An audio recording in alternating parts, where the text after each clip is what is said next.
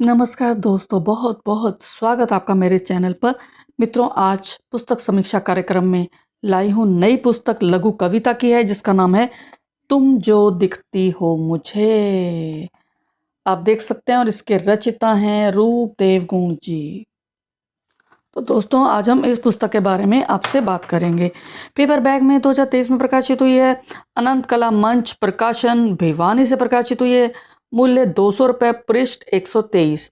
परिचय रूप देवगुण जी का, हालांकि परिचय के मोहताज नहीं है, फिर भी परिचय। नरवड़, लाहौर, पाकिस्तान में जन्मे, सिरसा निवासी। इन्होंने एमए हिंदी पंजाबी किया है, बीएड किया है और पीएचडी की मानद उपाधि इन्हें मिली है। सेवानिवृत्त हिंदी प्राध्यापक, राजकीय नेशनल महाविद्यालय सिरसा। 16 काव्य, 13 लघु कविता संग्रह, 6 लघु कथा, 2 गजल, 3 बाल लघु कविता, 7 कहानी संग्रह, 1 लघु कथा नाटिका, 1 बाल काव्य, 1 आत्मकथा, 1 लघु कथा काव्य संग्रह, 1 लघु कथा निबंध संग्रह, 4 समीक्षात्मक पुस्तकें, 1 पंजाबी कहानी, 1 विशिष्ट लघु कथा संग्रह तथा 18 संपादित संकलन। जी दोस्तों, तो 58 मौलिक और 18 संपादित, कुल 76 पुस्तकें इनकी प्रकाशित हो चुकी हैं। हरियाणा प्रादेशिक हिंदी साहित्य सम्मेलन सिरसा के प्रधान है। साहित्य पर पीएचडी हो चुकी है इनके। हरियाणा साहित्य अकादमी से विशेष साहित्य सेवी सम्मान मिल चुका है। बाबू बाल मुकुंद गुप्त सम्मान भी मिला है। यह पुस्तक इन्होंने समर्पित की डॉक्टर जय भगवान सिंगला, आनंद प्रकाश आर्टिस्ट, कमल कपूर और सुनीता आनंद, इन सभी साहित्यकारों को इन्होंने यह पुस्तक समर्पित की है। तो मित्रों, मैं भूमिका पढ़ती हूँ। भूमिका लिखी है, प्रकाशक हैं सुनीता आनंद जी। उन्होंने कहा है इस पुस्तक के बारे में, पहले तो इन्होंने रूप देवगुण जी के बारे में कहा है कि आप हरियाणा में रचित हिंदी साहित्य के विकास में निरंतर अपना योगदान दे रहे हैं। अपने सहयोगियों के साथ मिलकर आपने केवल सिरसा में ही नहीं बल्कि संपूर्ण हरियाणा में साहित्यिक गतिविधियों को नए आयाम दिए हैं। आपको अपने गृह नगर सिरसा से बाहर जहां कहीं भी किसी साहित्यिक आयोजन अथवा उत्सव में आमंत्रित किया जाता है, आप उसमें सहर्ष शामिल होते हैं और नवोदित तथा स्थापित सभी तरह के साहित्यकारों का समान रूप से उत्साहवर्धन करते हैं। अनंत कला मंच एवं शोध संस्थान भिवानी के साहित्यिक आयोजनों में भी आपकी सक्रिय भागीदारी रही है। ये सुनीता जी ने इनके लिए कहा। और आत्मकथ्य में ये कहते हैं रूप देवगुण जी कि पाठकों को मेरा लघु कविता संग्रह है तुम जो दिखती हो मुझे सौंपते हुए हार्दिक प्रसन्नता का अनुभव हो रहा है। वैसे मेरी 76 कृतियां प्रकाशित हो चुकी हैं, किंतु लघु कविता में मेरा यह 13वां संग्रह है। मैंने कविता, लघु कविता, बाल लघु कविता, गजल, कहानी, लघु कथा समीक्षा, लघु कथा निबंध, लघु कथा नाटिका, विशिष्ट लघु कथा, लघु कथा काव्य, पंजाबी कहानी, आत्मकथा संपादन में पुस्तकें प्रकाशित कराई हैं। और उसके बाद मित्रों, मैं थोड़ा सा बताती हूँ कि मुझे यह पुस्तक पढ़ के कैसा लगा। रूप देवगुण यह मात्र एक नाम नहीं, एक व्यक्ति नहीं, अपितु एक संस्था है जो साहित्य के क्षेत्र में विविध विधाओं में नए मानक स्थापित कर रही है। ये नए प्रयोग करते रहते हैं। लघु कथाओं के बाद अब लघु कविताओं में भी पथ प्रदर्शक का कार्य कर रहे हैं और साहित्यकार इनके अनुभव का लाभ उठाकर बहुत कुछ सीख रहे हैं इनसे।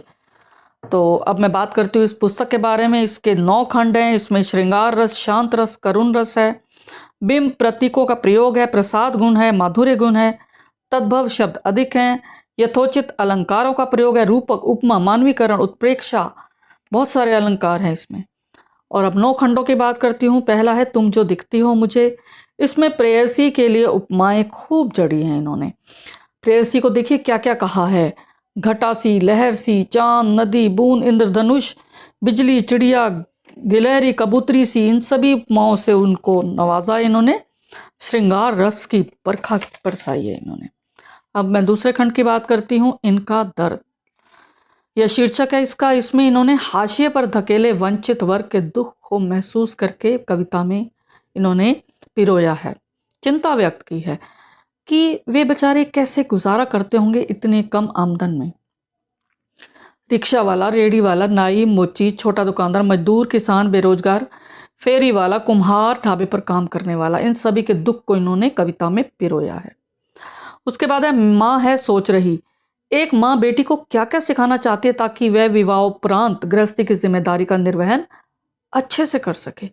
माँ चाहती है कि बेटी को भोजन बनाना आए, पति का साथ निभाना, मितव्ययी होना, मीठा बोलना, बड़े बुजुर्गों की सेवा करना, मुस्कुराना, सकारात्मक सोच रखना, अच्छा काम करना और अंत तक परिवार वालों के साथ रहना।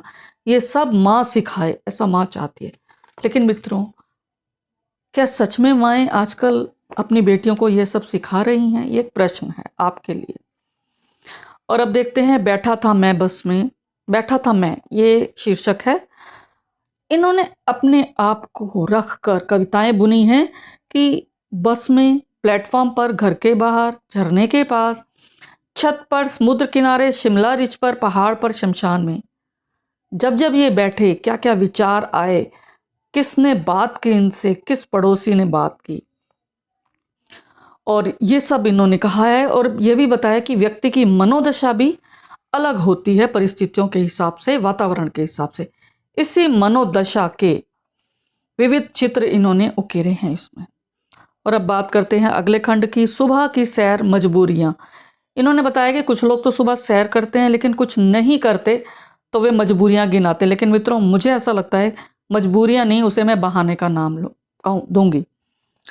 मैं भी बहाने बनाती थी कि मेरे पास समय नहीं है, लेकिन मुझे फिर लगा कि 24 घंटे में से क्या हम अपने लिए 24 मिनट नहीं निकाल सकते? तो उसके बाद मेरा हृदय परिवर्तन हुआ और मैं सैर पे जाने लगी, चाहे घर पे चाहे बाहर, क्योंकि सच में पैदल चलने के बहुत फायदे हैं। उसके बाद है कार्यक्रम में, यह इन्होंने साहित्यिक आयोजनों में क्या होता है सब बताया है इन कविताओं में। और उसके बाद आता है मेरे जीवन में कुछ नियम, और सच में बड़े अच्छे नियम इन्होंने बना रखे हैं और ये मुझे लगता है पथ प्रदर्शक नियम है। ये व्यक्तिगत बातें इन्होंने उतारी हैं, व्यष्टि से समष्टि तक की यात्रा है इस पुस्तक में। व्यक्तिगत बातें जो उतारी हैं प्रेरक हैं। इन्होंने कहा कि ये महात्मा गांधी, महात्मा बुद्ध, गुरु नानक देव, विवेकानंद से इन्होंने बहुत कुछ सीखा है। क्रोध को शांत करना सीखा। सच में इनका व्यक्तित्व शांत है। इन्होंने भलाई सीखी, ये सहयोग करते हैं, मुस्कुराते हैं, परिवार को प्यार करते हैं, परिवार का प्यार पाते हैं, अच्छा खाते हैं, अच्छा पहनते हैं और किसी से कोई शिकायत शिकवा नहीं रखते। दोस्तों, मुझे लगता है हम सबको ऐसा ही जीवन जीना चाहिए। और उसके बाद है सदा तुम्हारे पास, इसमें वियोग श्रृंगार की कविताएं हैं। और आखिरी है औरत का विवाहिक जीवन, स्त्री विमर्श की कविताएं हैं। और इसमें इन्होंने स्त्री की बहुत सारी स्थितियों का वर्णन किया है। इन्होंने बताया है कि कुछ स्त्रियां वाचाल होती हैं, कुछ बीमार भी रहती हैं अपने जीवन में, कुछ दुखी रहती हैं, कुछ निर्धन होती हैं, कुछ नौकरी करती हैं, कुछ पति का साथ देती हैं, कुछ नहीं देती, कुछ बहुएं लड़ाकू होती हैं। ये सब इन्होंने बेबाकी से लिख दिया। तो मित्रों, ये थी समीक्षा। इसमें इन्होंने प्रकृति के उपादानों का खूब प्रयोग किया है। 10 पंक्तियां, मुक्त छंद, 96 कविताओं में आपको बहुत कुछ पढ़ने को मिलेगा। हाँ, कहीं कहीं प्रूफ की अशुद्धियां मुझे अखरती हैं इसमें। तो मित्रों, कुछ पाठ करना चाहूंगी मैं कुछ कविताओं का। कि पहले देखिए, तुम जो दिखती हो घटा सी। देखिए, इन्होंने प्रतीक घटा सी लिया। तुम जो दिखती हो मुझे वह कहाँ हो, तुम लगती हो घटा सी, कुछ कुछ श्यामल, कुछ कुछ तरल, कुछ करती हुई छाया, क्या है तुम्हारी माया, तुम्हारी ही ठंडक, तुम्हारी ही ठंडक और रौनक से जी रहा हूं मैं, जी रहा हूं मैं। बहुत प्यारी लघु कविता है ये। एक और देखिए, मुझे माफ कर देना। ये एक माँ अपनी बेटी के लिए कहती है कि माँ है सोच रही कि मुझे यह भी कहना, वो अपनी बेटी को कहना चाहती है, माँ है सोच रही कि मुझे यह भी कहना कि अगर पति तुम्हारा करता है कुछ गलतियां तो उसे दिल से माफ कर देना। छोटी छोटी बात पर तलाक की बात न करना, तलाक की बात न करना, तलाक की बात न करना और अंत तक परिवार वालों के साथ रहना। ये माँ अपनी बेटी को बहुत अच्छी सीख दे रही है यहाँ पर। और एक कविता और पढ़ देती हूँ कि अब ना किसी से, ये अपने बारे में कहते हैं। शायद उम्र के एक मोड़ पर ऐसा ही महसूस होता है। कि विद्यार्थियों को पढ़ाने में ही कर दी जिंदगी बसर, साहित्य को बढ़ाने में न छोड़ी कोई कसर। बहुत कुछ किया, बहुत कुछ लिया, बहुत कुछ किया, बहुत कुछ लिया, जिंदगी हो गई तृप्त, अब ना किसी से कोई शिकवा ना कोई गिला, अब ना किसी से कोई शिकवा ना कोई गिला। तो देखा आपने दोस्तों, इंसान को जब शिकायतें किसी से नहीं रहती, खत्म हो जाती है, तो मुझे लगता है इस संन्यास की ओर बढ़ते कदमों की तरफ इशारा करती हैं। और अब आखिरी कविता पढ़ती हूँ, सब करते उस पर एतबार। बड़ी प्यारी कविता है कि कई औरतें करती हैं बड़ों की सेवा, कई औरतें करती हैं बड़ों की सेवा, छोटों को प्यार बच्चों को दुल्हार, छोटों को प्यार बच्चों को दुलार, करती हैं समाज सेवा। धन्य हैं ऐसी औरतें, धन्य उनके माँ बाप, पति से मिलता है प्यार, सब करते उस पर एतबार, सब करते उस पर एतबार। धन्यवाद दोस्तों। चैनल को सब्सक्राइब नहीं किया तुरंत करें, बेल आइकन दबाना ना भूलें, पुरानी वीडियोस देखें, शेयर करें, लाइक करें, कमेंट करें। फिर मिलेंगे अगली कड़ी के साथ। शुक्रिया दोस्तों, धन्यवाद।